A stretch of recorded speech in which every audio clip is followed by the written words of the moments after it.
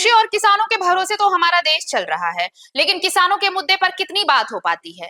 आप जनरली अगर आप किसी बड़े चैनलों में या टीवी चैनलों में या फिर अखबारों में अगर कुछ डिस्कशन आप ज्यादा देखते होंगे, तो वो अलग-अलग राजनीतिक मुद्दों पर, किसानों के हित के बारे में, कृषि के बारे में कौन इतना डिस्कशन करता है? ये कोई जरूरी नहीं समझता, जबकि वही हमारी रीढ़ है। लेकिन इस इन सब चीजों को छोड़िए, इस वक्त हम आपको जयराम महतो ने कल सदन में जिस तरह से कृषि और किसानों के मुद्दे पर बात की, वो सबको सुनना चाहिए। क्यों सुनना चाहिए? खासकर झारखंडियों को क्यों सुनना चाहिए? वो इसलिए क्योंकि ये यहाँ पर सिर्फ 9% भूमि ही सिंचाई योग्य है। आप ये सोच लीजिए कि ये कितना कम प्रतिशत है। इस और पूरे देश का तकरीबन 40% है। 40% में से सिर्फ 9% हमारे झारखंड का है। उन्होंने ये कहा कि यहाँ पर विस्थापन सबसे बड़ा मुद्दा है। डैम क्यों बनाया गया? ताकि सिंचाई की सुविधा हो सके, लोगों को सिंचाई की सुविधा मिल सके और कृषि के लिए जो जमीन है वो तैयार हो सके। लेकिन झारखंड अलग राज्य बने हुए 25 साल हो गए, आज तक एक भी डैम नहीं बना झारखंड में।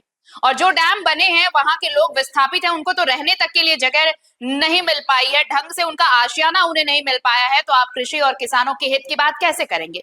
इसलिए मैं कह रही हूँ कि आपको जयराम का ये भाषण सुनना चाहिए।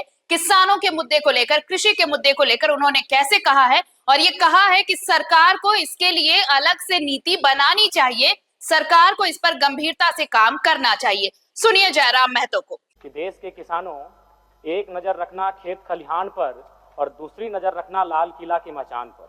लाल किला की मचान का आशय है देश की संसद और राज्य की विधानमंडल से, और उस विधानमंडल में या देश की संसद में जब कृषि संबंधित बजट प्रस्तुत किया जाएगा तो उस समय विशेष नजर रखने की आवश्यकता है। और अध्यक्ष महोदय, अगर मैं बात करूं झारखंड में, अगर कृषि योग्य भूमि की बात की जाए तो यह लगभग 30 लाख हेक्टेयर के आसपास है, लेकिन इनमें से कृषि होता है मात्र 18.5 हेक्टेयर भूमि पर। 5 लाख, 18.5 लाख। और इसमें सिंचाई की अगर व्यवस्था की बात करें तो मात्र 2 लाख हेक्टेयर पर सिंचाई की व्यवस्था है, यानी 9%। जबकि इस देश की औसत राष्ट्रीय औसत है 42.27, यानी इस देश की औसत सिंचाई से हमारे राज्य की जो औसत का सिंचाई है वो काफी कम है अध्यक्ष महोदय।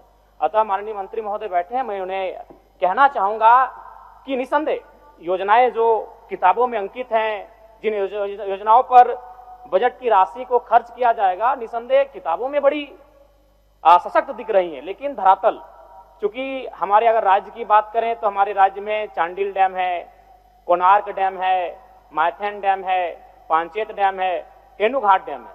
लेकिन अगर आज भी देखें अध्यक्ष महोदय तो उन डैमों का जो मैक्सिमम पानी है वो कहीं ना कहीं उद्योग घरानों को जाता है, और हमारे राज्य के किसान इस आशा में हैं कि अगर वो पानी उनको खेतों तक भी जाए तो शायद ये राज्य दूसरी फसल की ओर बढ़ पाएगा। झारखंड अभी फिलहाल वर्तमान में एक फसल पर आधारित, यानी जो बारिश का मौसम होता है, बारिश में जो वर्षा होती है और उससे जो खेती होती है धान की, उसी पर इस राज्य के किसान आत्मनिर्भर है और खेती करते हैं। अगर इस राज्य के किसानों के पास 2 फसल, यानी अगर हम नहरों के माध्यम से, सिंचाई के माध्यम से, डैमों का पानी अगर उन तक जाएगा तो संभवतः यह राज्य दूसरी फसल की ओर देखेगा, और जो बेरोजगारी की समस्या है, पलायन की समस्या है, कहीं ना कहीं कुछ प्रतिशत उसमें हम अंतर कर सकते हैं और इसे नियंत्रण में ला सकते हैं। अध्यक्ष महोदय, मैं एक नई योजना की ओर सरकार का ध्यान आकृष्ट करना चाहता हूं। गिरिडीह की भाल पहाड़ी के पास ब्राकर नदी पर डीवीसी और सेंट्रल वाटर कमीशन के द्वारा एक डैम निर्माण की योजना प्रक्रियाधीन है। इस डैम के बनने से धनबाद, गिरिडीह, जामताड़ा की बड़ी आबादी को पीने का पानी मिलेगा। 3 जिलों के लगभग 8 या 10 प्रखंड और लगभग 3-4 लाख की आबादी इस जलापूर्ति योजना से लाभान्वित होगी। इनमें गिरिडीह जिला के पीरटांड, डुमरी, गिरिडीह सदर तथा गांडे प्रखंड, धनबाद जिला में टुंडी, निरसा तथा जामताड़ा जिला में नारायणपुर और जामताड़ा शहर में पानी का सप्लाई मिल पाएगा।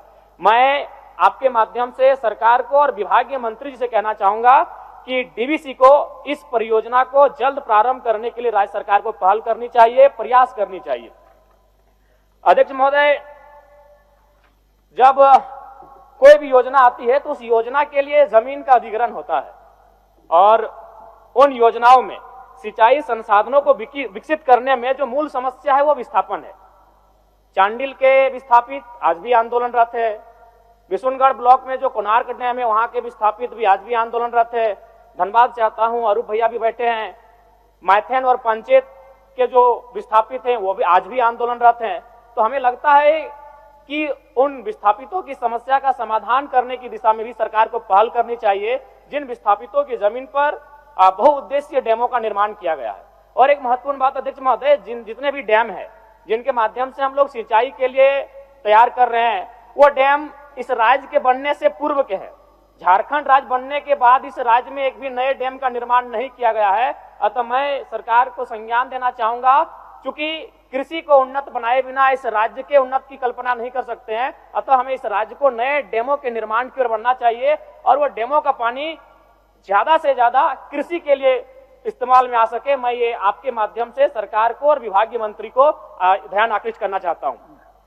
और सबसे महत्वपूर्ण बात अध्यक्ष महोदय, 30 सेकंड दे दिया जाए, 30 सेकंड खत्म कर लेंगे। चलिए बोल लीजिए। सबसे महत्वपूर्ण यह कि कोई भी योजना मंत्री महोदय का नेतृत्व है, लेकिन अगर नियत नहीं रहेगी तो किसी भी योजना को हम लोग तैयार नहीं कर पाएंगे। उसका उदाहरण है 1977 में 129 करोड़ रुपए की लागत से शुरू हुई स्वर्ण रेखा बहुउद्देशीय परियोजना अब 15,000 करोड़ रुपए में पूरी होगी।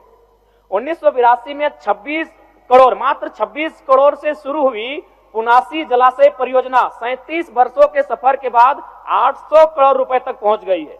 1985 में 25 करोड़ रुपए के लागत से शुरू किया गया कार्य आज 125 करोड़ से अधिक तक पहुंच गया है।